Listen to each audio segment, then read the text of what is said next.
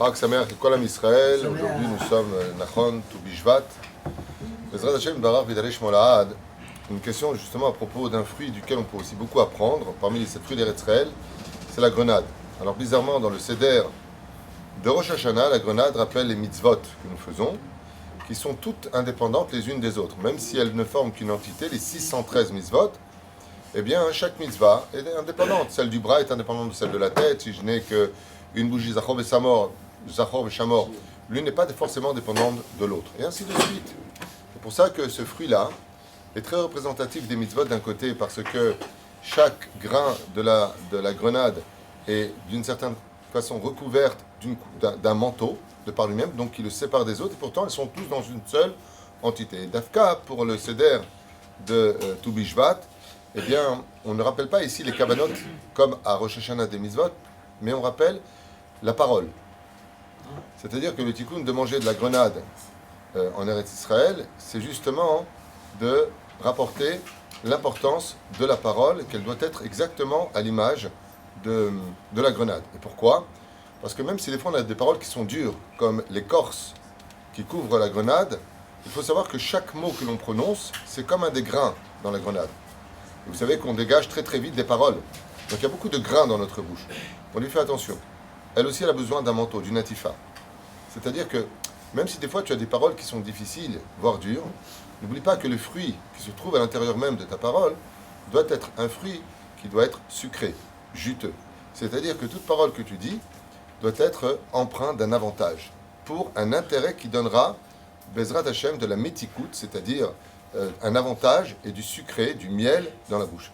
C'est pour cela que le tikkun de manger d'Avka, les rimonim d'Eretz Israël, c'est-à-dire la grenade, c'est de faire attention à la Lachon Hara. La raison pour laquelle nous avons été expulsés il y a 2000 ans, comme le disent nos Chachamim, c'est à cause de la haine gratuite, le fait de parler des uns et des autres. Et malheureusement, on ne s'est pas rendu compte que la parole était d'une importance plus que capitale, puisqu'elle était à l'origine de la création. Et la reine fait attention.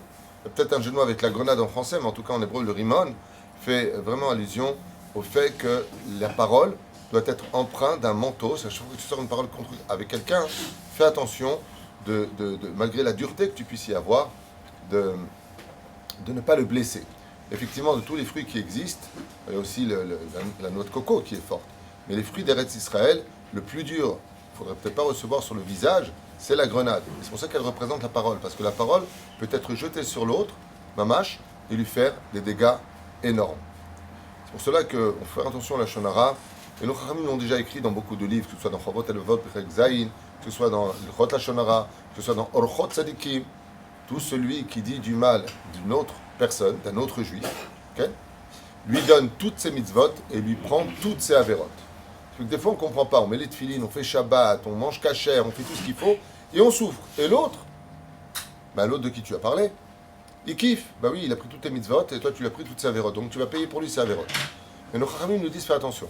C'est vrai que d'un côté, comme le rappelle le Rapetz Haïm, c'est vrai que d'un côté, tu perds toutes tes mitzvot que tu lui donnes et tu lui prends toutes ses avérotes. Combien on est perdant de parler des uns et des autres. Donc, d'où l'important de protéger nos émotions, de bien les gérer. Eh bien, le jour où tu fais tchouva sur ce sujet-là et que tu arrêtes ton Lachon Hara, Akadosh Baruch Hu te rend toutes les mitzvot que tu as perdues et remet à chacun ses avérotes pour que lui les paye. Ce qui fait que c'est quand même rétroactif. Tu n'es pas perdant jusqu'à la fin de ta vie. D'où l'importance, Bezrat Hashem, à partir de Tu Bishvat, Behemet, dans le mot Tu Bishvat rappelle les lettres du mot Shevet, qui veut dire tribu. Donc là qu'on est une tribu, chacun est séparé l'un de l'autre, mais on est Am Israël. L'un est avec l'autre, à l'image de cette grenade, de faire très très attention à deux choses particulières. La première, c'est que si vous avez un conflit avec un autre juif pour une question d'argent, pour une question, je dirais donc, professionnelle ou autre, commencez pas à vous insulter, tu vois ce que je vais te faire, je vais te faire un ceci, tu vas commencer à insulter la personne. Eh bien, malheureusement, tu n'auras jeté qu'une écorce et le fruit pourrit automatiquement à l'intérieur. Ce qui fait que ta parole n'aura eu aucun intérêt. Tu vas au Bédin, tu règles le problème devant des Dayanim. Ce que sort la Torah, c'est ce que tu respectes. L'autre, Sarich l'arrive, pas besoin de te disputer et autres. Le deuxième élément, le plus important, combien il est grave de parler à la Beth Knesset. Alors c'est vrai qu'on doit venir à la Beth Knesset comme un lion, avec la clipa, avec l'écorce, parce qu'il faut se lever. Comme le dit le Rama dans le Shulchan Aruch, lève-toi comme un lion tous les matins, vraiment avec force parce qu'on est fatigué. Aval de l'autre côté, quand tu arrives à la Beth Knesset, n'oublie pas de protéger ta parole dans une grosse écorce, c'est-à-dire dans une grosse clipa, qui peut mettre ani lo yedaber, si ce n'est que de parler pour prier. Parce que malheureusement, une fois de plus, surtout aujourd'hui et plus que jamais, les gens oublient très souvent que moins on parle dans une Beth Knesset, et moins on parlera de nous dans le ciel contre nous. Mais dès qu'on parle dans une Beth Knesset, on empêche la prière d'être écoutée, on empêche la Chazara, et de qui plus est même le Sefer Torah, et même les Dvar Torah. Donc dans ce cas-là, non seulement tu n'as pas fait une mitzvah de venir, mais en plus de ça, tu as empêché la Torah d'exister à la Beth Knesset. Ce qui doit être pris comme étant comme un acte grave, vraiment. Alors bien sûr, ceux qui vont me dire, je préfère qu'ils parlent à la synagogue, mais qu'ils viennent à la synagogue, que de savoir qu'ils ne vont pas venir à la synagogue, comme ça ils ne parleront pas à la synagogue. Cette philosophie très chassidique et Lubavitch n'est valable que pour le début de la Teshuvah.